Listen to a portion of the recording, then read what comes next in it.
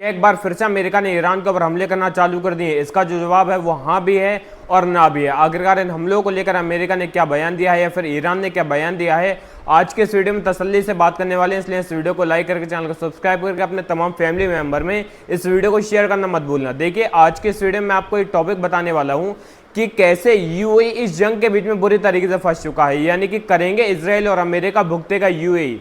आज के इस वीडियो में सऊदी अरब, कतर को लेकर भी बात करने वाले हैं कि उन दोनों देशों ने 6 घंटे पहले क्या बयान दिया था इस जंग को लेकर और 6 घंटे बाद क्या बयान उनकी तरफ से निकल कर आता है। उन तमाम चीज़ों के बारे में आज के इस वीडियो में बात करने वाले हैं। आज के इस वीडियो में हम एक टॉपिक को लेकर और बात करेंगे। एक दुनिया के अंदर बहुत ज्यादा तेजी से वायरस फैल रहा है, जिस वायरस का नाम है हंता वायरस। ये जो हंता वायरस है काफी ज्यादा अभी चर्चे में आ रहा है, बहुत ज्यादा इसकी वीडियोस वायरल हो रही है। आखिरकार ये क्या है और ये किस तरीके से फैलता है, ये आपको क्या क्या नुकसान पहुंचा सकता है, इसके बारे में पूरी डिटेल में मैं आपको जानकारी दूंगा। फिलहाल अभी अमेरिका को लेकर बात कर लेते हैं। जो अमेरिका की नौसेना है, अमेरिका के लड़ाकू विमान है, अमेरिका के जो ड्रोन्स हैं, उन्होंने ईरान के तमाम बंदरगाहों के ऊपर हमला किया है। अमेरिका की नौसेना ने स्ट्रेट ऑफ हॉर्मुज के अंदर अपनी नाकेबंदी को बढ़ावा देते हुए ईरान की जो केशव बंदरगाह है उसके ऊपर हमला किया। ईरान के जो बंदर अब्बास नाम की बंदरगाह है उसके ऊपर भी अमेरिका की नौसेना ने लगातार हमले किए। ईरान की राजधानी तेहरान के अंदर भी तमाम धमाके सुनाई देते हैं, लेकिन इन तमाम धमाकों के बाद में अमेरिका की तरफ से एक ट्वीट निकल कर आता है जिसके अंदर अमेरिका के डोनाल्ड ट्रंप ये बयान देते हैं कि देखिए, युद्ध विराम तो अभी चालू है, यानी कि जो सीजफायर है वो लागू है, लेकिन ईरान ने अमेरिका के साथ में कुछ बदतमीजी की थी, जिस बदतमीजी का फल हमने उन्हें दिया है। यानी कि जो हमले किए हैं ये सिर्फ उसकी इन्हें छोटी सी एक सजा दी गई है, लेकिन जो युद्ध विराम चल रहा है वो अभी भी लागू है। अमेरिका के प्रेसिडेंट डोनाल्ड ट्रंप ने साफ तौर पर ईरान से कहा कि देखिए, युद्ध विराम अभी जारी है, जो हमले हमने आपके ऊपर किए हैं ये सिर्फ आपकी बदतमीजी का नतीजा है। अमेरिका का सेंट्रल कमांड साफ तौर पर बयान देते हुए कहता है कि जो हमले अभी हमने तेहरान के अंदर या फिर ईरान के बंदरगाहों पर किए हैं ये सिर्फ हमने इसलिए किए हैं जो ईरान ने हमारे अभी तमाम विध्वंसक पोत के ऊपर अपने मिसाइलों के जरिए हमले किए थे, तमाम ईरान की छोटी छोटी नाव के जरिए हमारे विध्वंसक पोत के ऊपर हमले किए गए थे, ड्रोन के जरिए हमले किए गए थे। उन तमाम चीज़ों का हमने सिला यानी कि बदला कह सकते हैं, छोटा सा बदला हमने ईरान के साथ में निकाला है। हालांकि जो अमेरिका के विध्वंसक पोत स्ट्रेट ऑफ हॉर्मुज के अंदर लगातार आगे की तरफ बढ़ रहे थे, जब ईरान ने उनके ऊपर हमला किया, हमला करने के बाद में उनको किसी तरीके का नुकसान नहीं होता है।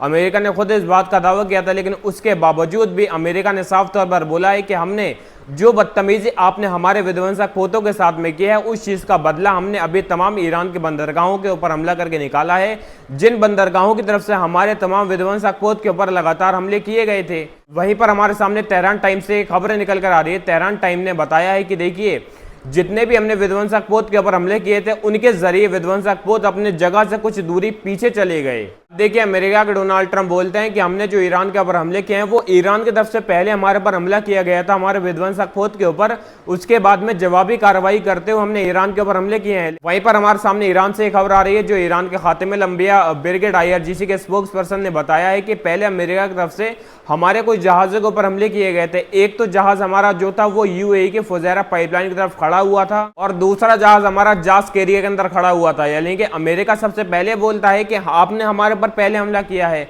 दूसरी तरफ से ईरान इस बात का दावा कर रहा है कि पहले अमेरिका ने हमारे ऊपर हमला किया है, उसके बाद में ही हमने अमेरिका के ऊपर हमले चालू करे हैं। जैसे कि आप लोगों ने देख लिया होगा कि अभी एक दूसरे देश एक दूसरे के ऊपर आरोप लगा रहे हैं, लेकिन ये जो जंग है ये चालू नहीं हुई है।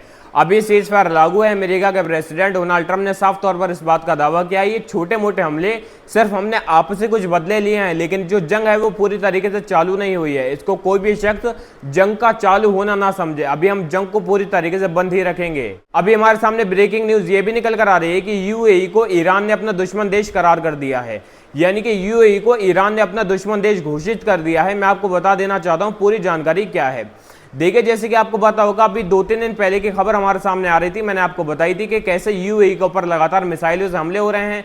फुजैरा ऑयल फैसिलिटी के ऊपर भी लगातार हमले हुए हैं, जहां पर 3 भारतीय लोग भी घायल हो जाते हैं और आग लग जाती है।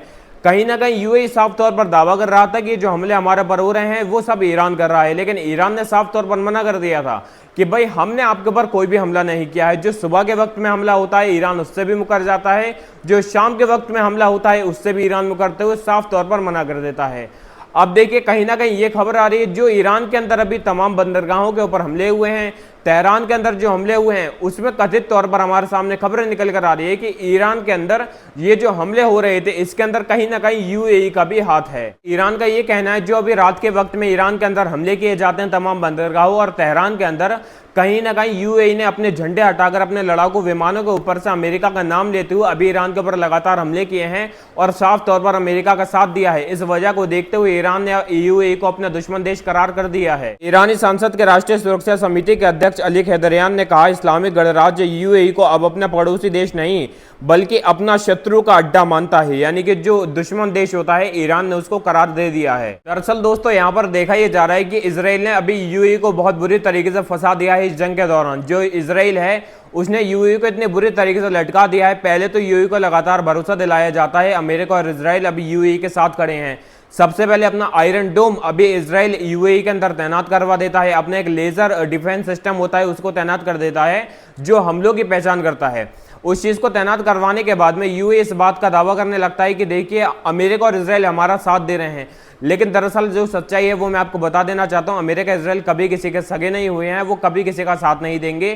कहीं ना कहीं ये दोनों देश अभी यूएई का लगातार इस्तेमाल कर रहे हैं सिर्फ ईरान के ऊपर हमले करने के लिए। और कहीं ना कहीं इजराइल और अमेरिका की ये भी प्लानिंग है कि हम यूएई को कैसे कमजोर कराएं। तो इन लोगों ने कहीं ना कहीं यही प्लानिंग बनाई है कि ईरान से यूएई के ऊपर लगातार हमले कराए जाएंगे, उसके बाद में यूएई अपने आप ही कमजोर हो जाएगा। बड़ी खबर हमारे सामने ये भी आ रही है, जो मिस्र है, मिस्र के अंदर जो भी उनके राफेल लड़ाकू विमान है वो बहुत ज्यादा तादाद के अंदर यूएई के अंदर यूएई के सुरक्षा के लिए तैनात कर दिए हैं। अब देखिए दोस्तों, मिस्र के जितने भी लड़ाकू विमान अभी यूएई के अंदर तैनात कराए गए हैं, कहीं ना कहीं इसके पीछे भी इजराइल का साफ तौर पर हाथ हो सकता है, क्योंकि जो मिस्र है और जो इजराइल है ये दोनों बहुत ज्यादा सगे भाई की तरह रहते हैं। चाहे जो मिस्र है वो गाजा को लेकर कितनी निंदा कर दे या फिर इजराइल को कितना भी बुरा भला कह ले, लेकिन उसके बावजूद कभी भी इजराइल, मिस्र और जॉर्डन ये कभी अलग नहीं हो सकते, ये एक साथ ही खड़े रहते हैं। अब देखिए, जब गाजा के अंदर लगातार हमले हो रहे थे तब मिस्र ने अपना कोई भी लड़ाकू विमान गाजा के अंदर तो तैनात नहीं किया। अब तो बड़े यूएई के अंदर तैनात कराए जा रहे हैं ताकि ईरान का कोई भी हमला हो तो ये राफेल लड़ाकू विमान ईरान के तमाम हमलों को हवा में खत्म कर सकें। कहीं ना कहीं इसके पीछे भी इजराइल का हाथ है। इजराइल ने ही इन लोगों से बोला होगा कि आप अपने तमाम राफेल लड़ाकू विमान अभी यूएई के अंदर तैनात करवा दीजिए। चलिए अब सऊदी अरब को लेकर बात कर लेते हैं। कल के वीडियो में ही मैंने आपको बताया था कि जो सऊदी अरब है उसने साफ तौर पर अमेरिका से इनकार कर दिया है कि देखिए आप हमारे ऊपर हमारे एयरबेस का इस्तेमाल करके ईरान के ऊपर कोई भी ऑपरेशन नहीं चलाएंगे। कल ही अमेरिकी मीडिया ने इस बात का दावा किया था कि जो सऊदी अरब है उसने अमेरिका के ऊपर प्रतिबंध लगा दिए और साफ तौर पर अमेरिका से कह दिया है कि अमेरिका किसी भी हालात में ईरान के ऊपर कोई ऑपरेशन चलाने के लिए हमारे देश का इस्तेमाल नहीं करेगा, हमारे किसी भी एयरबेस का इस्तेमाल नहीं करेगा। लेकिन दरअसल दोस्तों अभी इन लोगों ने किस तरीके से अपने बयान को पलटा है, चलिए मैं आपको बता देता हूं। सिर्फ 6 घंटे हुए थे इस बयान को दिए हुए सऊदी अरब और कुवैत को। 6 घंटे पहले उन्होंने साफ तौर पर बोला था कि देखिए हम अमेरिका के ऊपर प्रतिबंध लगाते हैं, अमेरिका जो है हमारे किसी भी एयरबेस का इस्तेमाल नहीं करेगा। 6 घंटे बाद सऊदी अरब और कुवैत इस प्रतिबंध को हटा देते हैं। अमेरिका ने कल रात जो ईरान के ऊपर हमले किए थे उन हमलों के बाद में सऊदी अरब जो है वो अपने तमाम प्रतिबंध हटा देता है। सऊदी अरब और कुवैत साफ तौर पर कह देते हैं कि हम अपने प्रतिबंध हटा रहे हैं, अगर अमेरिका हमारे एयरबेस का इस्तेमाल करना चाहता है तब वो ईरान के ऊपर लगातार हमले करने के लिए हमारे एयरबेस का इस्तेमाल कर सकता है। जितने भी अरबिक देश है ना, मैंने आपको पहले भी बताया है, ये सिर्फ तलवे चाटने के लिए पैदा हुए हैं। अमेरिका के हमेशा तलवे ही चाटेंगे, कभी भी ऐसा कर ही नहीं सकते कि अपने देश की जमीन को अमेरिका इसराइल से इस्तेमाल करने के लिए मना कर दें। अब बड़ी खबर हमारे सामने ये आती है कि अमेरिका के प्रेसिडेंट डोनाल्ड ट्रंप आखिरकार ईरान के ऊपर हमले करेंगे या नहीं करेंगे। आखिरकार ईरान अमेरिका के सामने झुकेगा या नहीं झुकेगा, चलिए मैं आपको बताता हूं।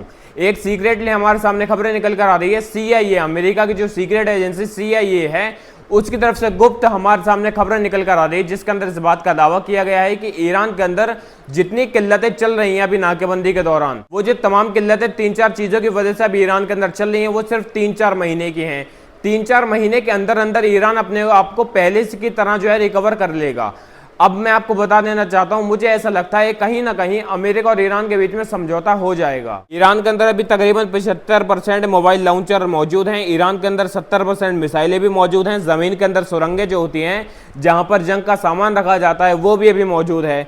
कहीं ना कहीं जितने भी डैमेज मिसाइलें ईरान के अंदर थी, जो मिसाइलें इस जंग के दौरान काफी ज्यादा नुकसान हो गया था मिसाइलों का, ईरान ने उन तमाम मिसाइलों को रिपेयर भी कर लिया है। अमेरिकी सीक्रेट एजेंसी सीआईए की तरफ से बताया गया है कि देखिए ईरान के अंदर जो भी नुकसान हुआ था ईरान ने उन तमाम चीज़ों की भरपाई कर ली है। अभी भी ईरान के पास में इतनी मिसाइलें मौजूद हैं कि अभी वो 2-3 देशों के साथ में अगर जंग करना चाहे तो बहुत ज़्यादा आराम से कर सकता है। लेकिन दरअसल दोस्तों बड़ी खबर तो हमारे सामने ये है, जो अमेरिका के डोनाल्ड ट्रंप है, उनके मिडल ईस्ट के अंदर जितने भी अड्डे बने हुए थे, अमेरिकी सैन्य अड्डे, उनको बहुत बड़ा नुकसान हुआ है। मैंने आपको पिछले वीडियो में तमाम सैटेलाइट की तस्वीरें दिखाई थी, जिसके अंदर आप लोगों ने देखा होगा अमेरिका के जितने सैन्य अड्डे हैं वो कितने बुरी तरीके से तबाह हो चुके हैं। तो कहीं ना कहीं अमेरिका के हालातों को देखते हुए मुझे नहीं लगता है कि अमेरिका इस जंग को दोबारा चालू करेगा।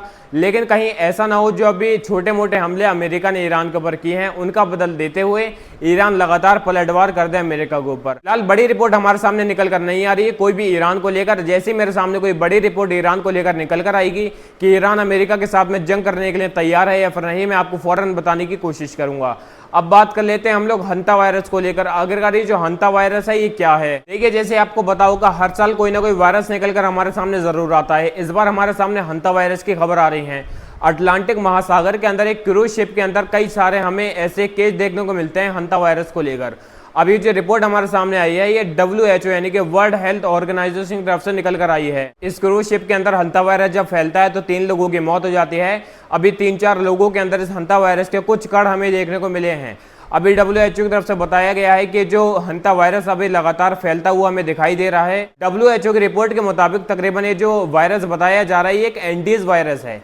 ये एंडीज वायरस तमाम इंसानों के बीच में भी फैल सकता है। आखिरकार ये हंता वायरस है क्या? ये जो हंता वायरस है ये कुछ इस तरीके का वायरस होता है जब कुछ चूहे कुछ ज्यादा ही बीमार हालत में होते हैं, वो आपके खाने के अंदर मुंह मार देते हैं, किसी कप के अंदर पानी के अंदर मुंह मार देते हैं और इंसान अगर उनके टच में भी आ जाता है तो ये इंसानों के अंदर फैलना चालू हो जाता है।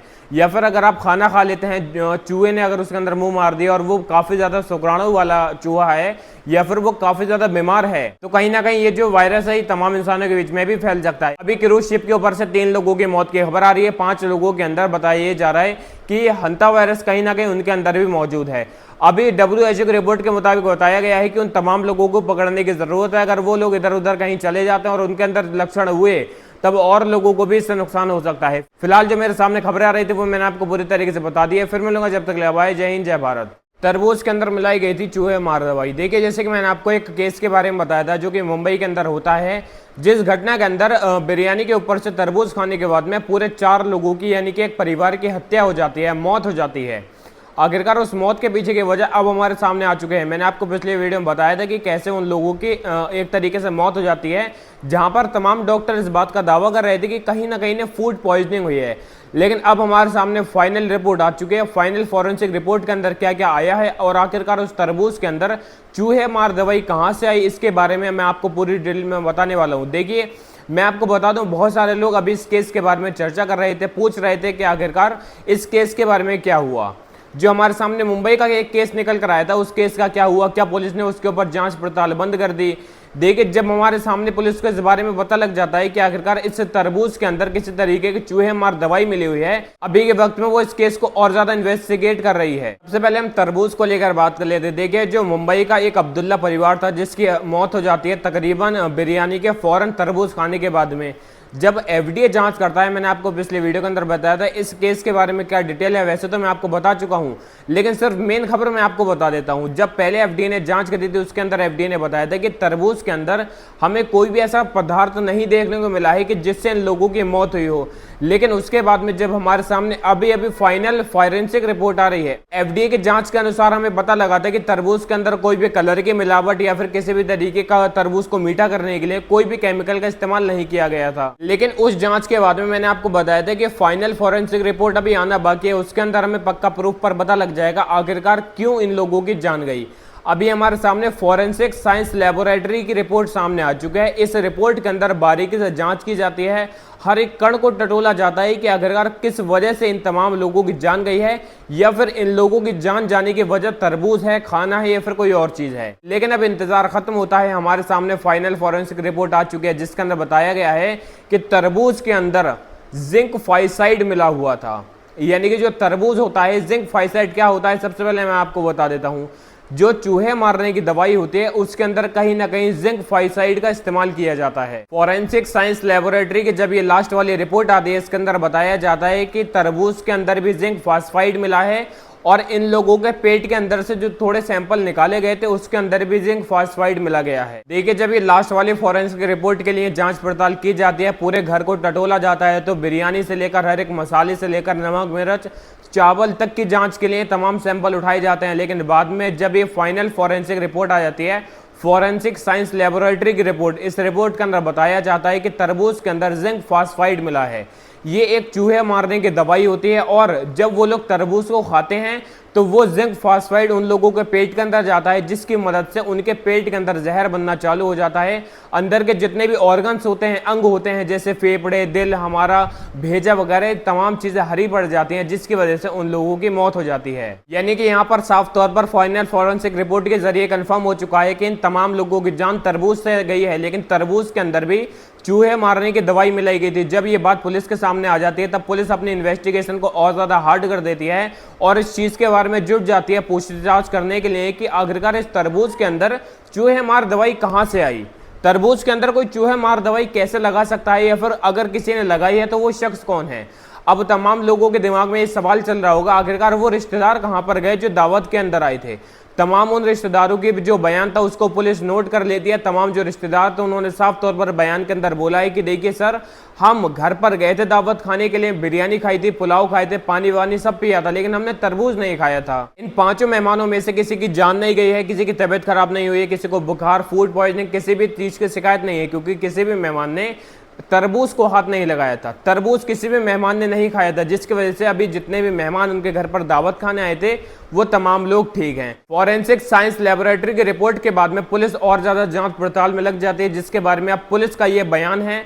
पुलिस इस बारे में जानबीन कर रही है कि हमें पता लगाना है आखिरकार इस तरबूज के अंदर ये जिंक फॉस्फाइड आया कहां से, चूहे मारने की दवाई इस तरबूज के अंदर किसने मिलाई, कहां से आई, आखिरकार इन तमाम चीजों के बारे में पुलिस अभी जानकारी ले रही है। या फिर कौन इस केस के पीछे दोषी करार ठहराया जाता है, जैसे मेरे सामने इसको लेकर खबर आएगी मैं आपको फौरन बताने की कोशिश करूंगा। देखिए, पूरे घर की जांच पड़ताल हो चुकी है, तमाम चीजों के फॉरेंसिक रिपोर्ट भी आ चुके हैं। अब सिर्फ जांच पड़ताल यही करना बाकी है कि आखिरकार तरबूज के अंदर ही चूहे मारने की दवाई कहां से आई। जैसे इसके बारे में हमारे सामने खबर आएगी मैं आपको फौरन बता दूंगा। चलिए, आज के इस वीडियो में तमाम खबरों के बारे में आपको बताना था। अगर आपको मेरी वीडियो पसंद है, वीडियो को लाइक करके चैनल को सब्सक्राइब कर देना। फिर मिलूंगा, जब तक बाय, जय हिंद, जय भारत।